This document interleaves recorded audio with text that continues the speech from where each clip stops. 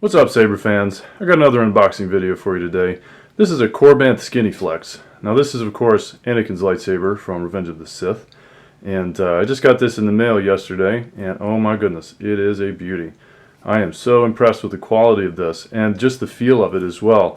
This appears to be chromed brass, and the first thing I noticed when I picked this up is how heavy it is. But also just the details and everything, all of the machining, all of the quality is so high that it's really on par with like the old Master Replicas limited edition, which is exactly what this is based off of. But wow, they really did a good job. I'm super excited about this. I've been waiting on this one for a long time, so let's go ahead and take a look at some details. Now of course I've already got it unboxed here somewhat. Sorry, couldn't help myself. But yeah, I mean, the first thing I noticed was it's very heavy. It's also a little bit longer than a Graflex, which I'll show you a comparison with the Graflex in a little bit here. But yeah, overall, just the quality of the chrome, the thickness of the metal, just how solid it is. My goodness, this thing is solid as a rock. And the machining, there are no blemishes in it anywhere in the finish. There's no rough machining marks. There's nothing. I mean, this thing is a 10 out of 10. I haven't found anything so far to complain about it as far as the quality is concerned. And the same thing with the design. I think that the FX ready design of this was done very well, and I agree with most of the choices that were made with the how to make this install friendly. So let's go ahead and get into it. Alright, so the first thing with this hilt is it comes apart here, and there are a few things that you have to know. These pieces in the middle are actually 3 different pieces, and these rings will rotate a little bit, so be careful with that. You'll see there's a screw right here, and if this screw is down far enough, it can kind of scratch this aluminum ring. So that's one thing you want to watch out for. This thing's actually nice because this unscrews, and the threads are very, very well done. There's no binding or anything. It just feels like such a quality piece. Now obviously this is your vented pommel cap for the sake of sound, but there's another one that comes with the kit. So let's go ahead and open that. So this is for your static display, right? And this is a little more accurate to the original prop, although there was an auction last year, or well, no, actually earlier this year, where the original hero prop of this lightsaber was actually sold. And so that gave us a ton of really nice reference photos. And one of the things that we noticed was that actually these rings were stepped. Like on here, this is one solid face, and these are just engraved into it, like grooves. But on the original, actually, they were stepped up. So this was being manufactured right around the time that auction came out. So Korbanth had no idea of that. But that's one little minor detail that maybe one day there'll be another run of these end caps. It will be more accurate or something. But it's pretty nice as it is. So let's move on up. All right. So talking about just again overall appearance, everything is very solid. There's nothing loose. The construction of it, now the construction uses these kind of small screws, so you need a screwdriver like this to take these apart, and it feels very solid, but at the same time with screws that small you want to be a little bit delicate with them. If you also notice, I guess one thing I could complain about would be this Allen screw up here. This should be recessed more, and others have pointed that out too, but if you look at from the side view, you can see how much that sticks out. So that's something I'm probably going to look into accurizing myself. I'll probably take this out carefully, deepen that chamfer a little bit in there so it sits down a little more flush without showing any brass or anything. That's going to be the caveat there. This ring is really nice. I really like that this unscrews. So this comes right off, and that gives you a little bit easier access to some of the the depth in here of your blade socket. Now, if we take a look, well, okay, so you can see here's the red button, and this is nice because this actually is just unscrews, just like a normal Graflex button would, and there's a plunger in there that's all part of the same piece, and it has a spring in it. That's how it came. So that makes it really nice to mount a button in there, which that also does come with the kit, if we can find it. Yeah, so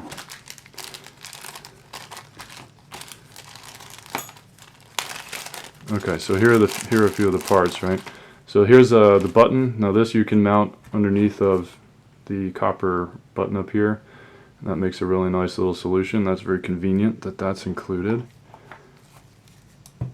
Okay, what else have we got? We've got our clamp card.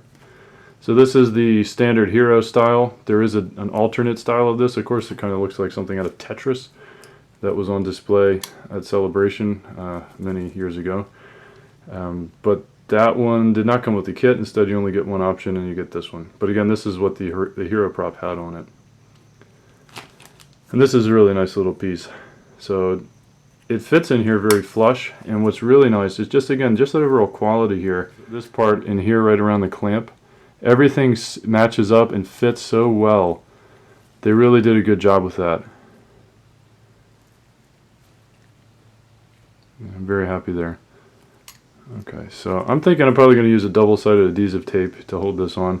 I'm not going to want to put any switches under that because it's pretty solid. Doesn't really give you any room for a flex, you know, to activate a switch underneath of it. It just doesn't really seem to be designed to act as a switch. However, you'll notice there are some grooves here for the gold slide switch. So let me get, that's located right in here. So let me go ahead and take that out.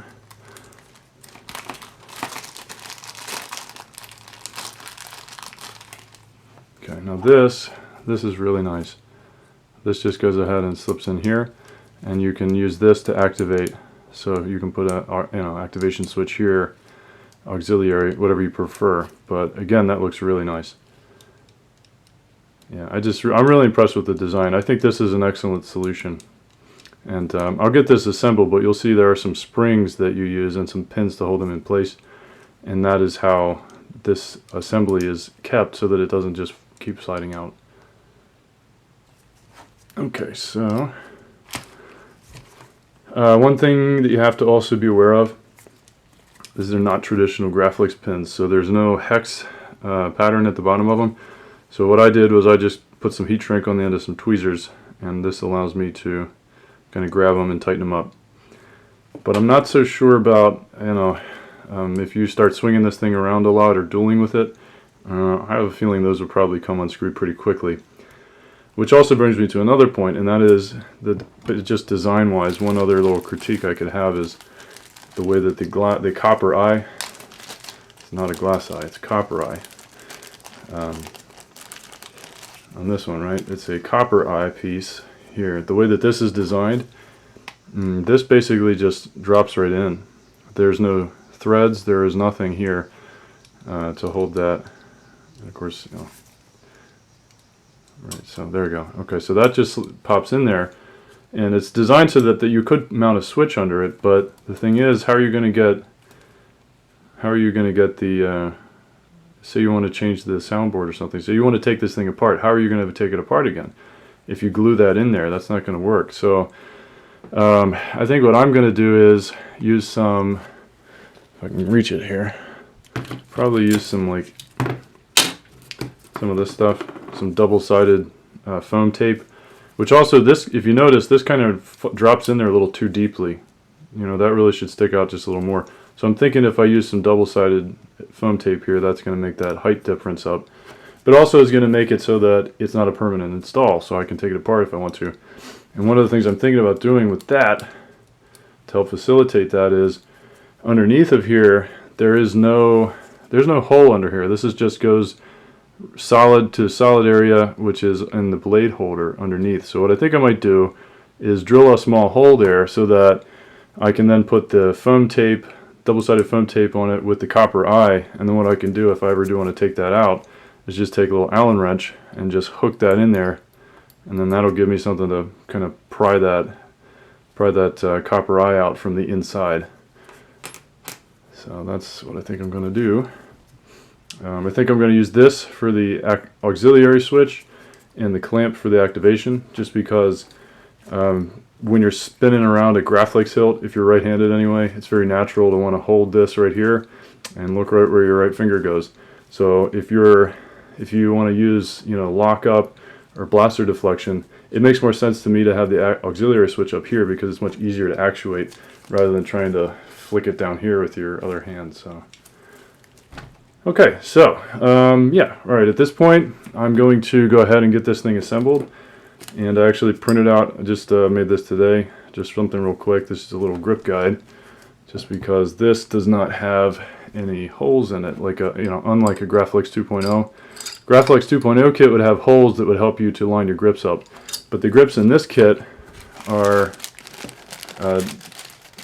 they're just pieces of rubber, and there's nothing to guide them, so you have to use a guide or create a guide yourself. So that's what I did. There are a few options out there you can download or buy those, but I have a 3D printer, so I can make whatever I want.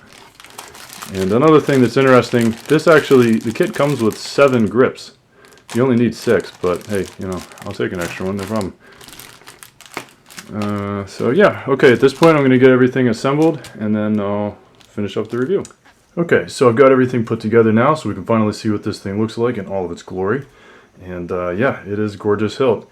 So let's go ahead and take a look at, first of all, just give you an overview of it. So nice.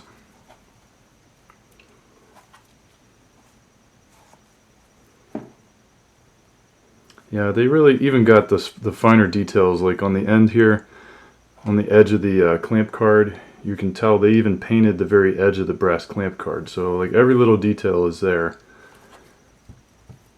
See everything up here. Now this is just mocked up. I don't have any of this permanently installed, obviously. I just have these little pieces like taped in here. And you'll notice also I didn't install the cover tech. I did have it on there just to test fit it, but I didn't install it because the screw that comes with the kit actually is really short. And I noticed that when I screwed it down tightly, that it caused these grips to kind of bulge outward. So I don't like that. That doesn't look good. So I'm going to find us a longer screw there so that I can use, so that it doesn't do that to the grips. I'll probably also 3D print a small little spacer to go underneath the cover tech so that when this sits down on here, this doesn't cause any more deflection there of the grips. Another thing too is the cover tech that comes with the kit, of course, is anodized aluminum, but I have a plastic one, so I'm going to use that just because I'm an accuracy nut. Okay, so yeah, this is really nice. The way that the switch here is set up. If you pop this off, I just have double-sided tape on there holding it on for now, but if you take a look inside here, you'll see there are a couple of springs, and then there are these little pins that kind of hold and keep pressure out on those springs so that this piece doesn't just slide back out. And what I think I'm going to do is I'm going to probably anchor a spring on the bottom here so that you can just push up and it'll pull it back automatically, and then I'll put a switch up here for this to actuate against, and that's going to be my activation. I'm also going to put a spacer underneath the plunger here, because if you notice, for the auxiliary switch, you really have to press that all the way down in there, and I don't really like that. The reason I don't like it is because I'm not sure whether this is paint or powder coat or what's going on. I think it's just paint, but with this pressing down so deeply, this button, I'm afraid it's going to scratch up the sides of that button. So I'm going to put a spacer under there. I'll just 3D print something so that it's just a real short throw so that you can actuate your auxiliary switch.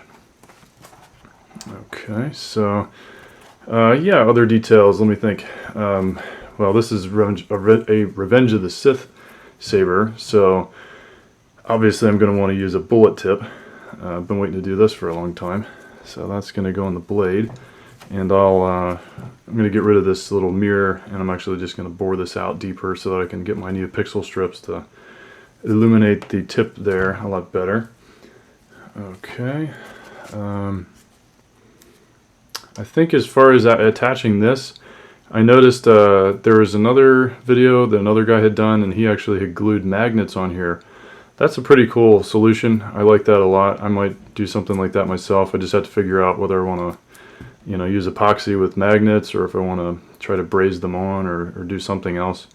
But this is definitely the kind of piece that you want to be able to take on and off, because, if you just glue that in there, the thing with installs, you always want to be able to think ahead and like, hey, I might put one kind of soundboard in here right now, but maybe in a year or two I'm going to want to upgrade that. So you have to be able to take the thing apart again.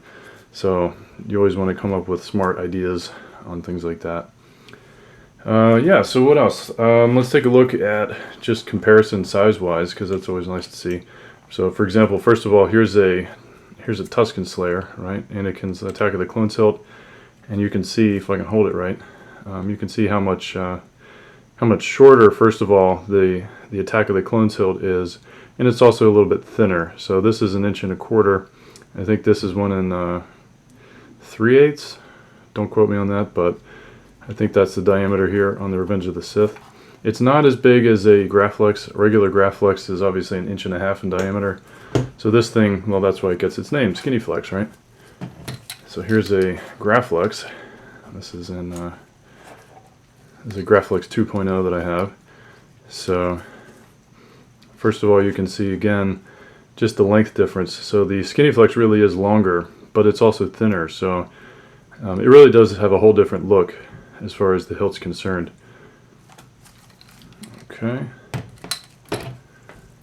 So yeah, that about wraps it up for now. So thanks for watching. I'll be putting up another video on this once I get it installed. And yeah, can't wait to get it all put together.